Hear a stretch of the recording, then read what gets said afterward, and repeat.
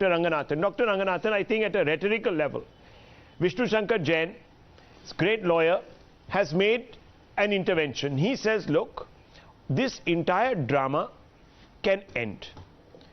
If it's a Shivling, we will know if you give us access. Why oppose a survey? If your conscience is clear, if you know your history and your facts, just open it out. What's the big deal? Yes, good evening, my esteemed panelists. You know, Rahul, 4 days ago, I said that the Hindus are second-class citizens. I apologize for that remark. I was wrong. The Hindus are third-class citizens. If it isn't that they have been subjected to this cruel and barbaric Places of Worship Act, if it isn't that their temples are under the control exclusively of the government, if it isn't that their idols and deities are being shamelessly desecrated as claimed by Mr. Jain, then surely the very fact that a religion whose dogma ordains that Hindus are the worst of features, that Kafirs must be obliterated, annihilated, that very religion and the people who worship in that religion are conducting prayers at a place that was clearly built upon demolishing a Hindu temple. What more extreme provocation evidence do you need? I don't understand this. In which country? Let me give you an example. If I, as a Hindu, was chanting Hanuman Chalisa in a temple that was built upon a demolished mosque, would my friends here, Mr. Menon, would he not be provoked? Would it not be an egregious act on my part?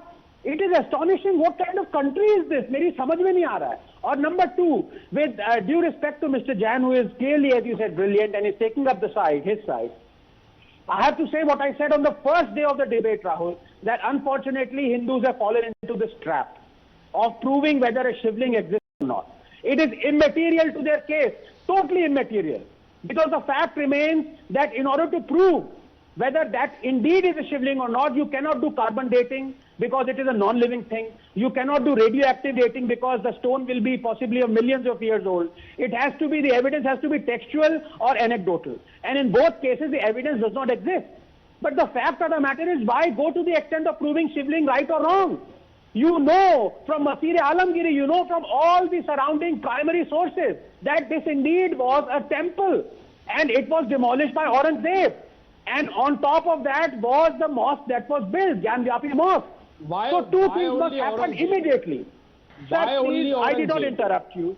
Go back. Why only Aurangzeb? Why only Aurangzeb? Why are you not talking about the Pushpamitra Sangha? One second, Mr. Ambedkar, you can't railroad somebody else. Let him speak. Let him speak. Respect. Respect. Please. Favorable statements are not very... Mr. Ambedkar, don't worry. Even though I am not Aurangzeb, I am going to demolish your argument. Just please have patience for 1 minute. No. Rahul, yes, two things must happen immediately. Number one, all prayers by people professing the faith of Islam must stop immediately at Gyanvapi Mosque. It is, to my mind, and it is an extreme provocation. And number two, because a BJP spokesperson is there, I implore him to put the Places of Worship Act in immediate abeyance. You cannot have a barbaric Places of Worship Act in regulation and in use at this time of the day. Now let me come to Mr. Ambedkar, who reminds me of Guido in 8.5 of Fellini. I have nothing to say, but I'll say it anyway. Number one, Mr. Ambedkar, let me ask you one question, because you represent AIMIM, and there are two other fellow Muslims on this panel. Do you believe, straight question hai, himmat hai to answer kariyega. Do you believe that Ahmadiyyas are Muslims, yes or no? And number two, if a Buddhist temple or shrine was demolished by Aurangzeb and a mosque built on it, and there was confirmatory evidence that yes, indeed that was the case, would you not want that Buddhist temple to be returned to Buddhists? These are the two questions. If you have the guts, if you have the guts, let me answer. Answer these two questions. Number one, are Ahmadiyyas Muslims? Okay. Let me answer. Do you believe in the statement of Bal Gangadhar Tilak Sahib? The answer to a question. Do you believe? I will answer all your questions. By the Bal Gangadhar Tilak Sahib? मैं आप जैसा नहीं हूँ, Mr. Ambedkar. मैं आप जैसा नहीं हूँ. I will answer all your questions. But I asked you two questions. Why don't you have the guts to answer those two questions? Rahul is there as a judge. He will make sure I answer your question. Sahab? He will make sure that I answer your question. But I want you to have the guts tonight, live, in front of all Indians. Only Aurangzeb? Why are you not talking about the Raja brothers? Who killed Raja brothers? Who killed Raja brothers and who has demolished the Buddhist stupas? Who has demolished the Buddhist stupas? Why are you not talking about the Jagannath Puri temple as a Buddhist structure? Rahul, why can I come in about that? Yes, of course. You can. I have not stopped anybody. What Swami Vivekananda but the problem is his constant interruptions, you know. Okay. So why are you not talking about all the structures? Okay, 1 second. You see, we have a problem here. So on record. Yeah. Rahul, on record, let it be on record that Mr. Ambedkar, who unfortunately shares the same name as the great Dr. Ambedkar, did not answer both my questions. True. He did not answer whether Ahmadiyas are Muslims or not. I have answered. Where? I have answered. Where have you answered? Do you believe in the theory of Bal Gangadhar Tilak Sahib? Do you believe in the theory of Bal Gangadhar Tilak Sahib? Mr. Ambedkar, the questions are direct to you. If you can't answer them, it's okay. You know, why are you torturing Dr. Ranganathan? Why are you torturing this gentleman? You said you were not Aurangzeb. You said you were not Aurangzeb. So don't torture him. Now, let him go. 30 seconds. Let him go. No. Let him go tonight. No. Spare him. No, are you believing? Are you believing the statement given by Mr. Ambedkar, now don't interrupt. Don't interrupt, because even though you did not answer my questions, I am going to answer your question. I am going to answer it.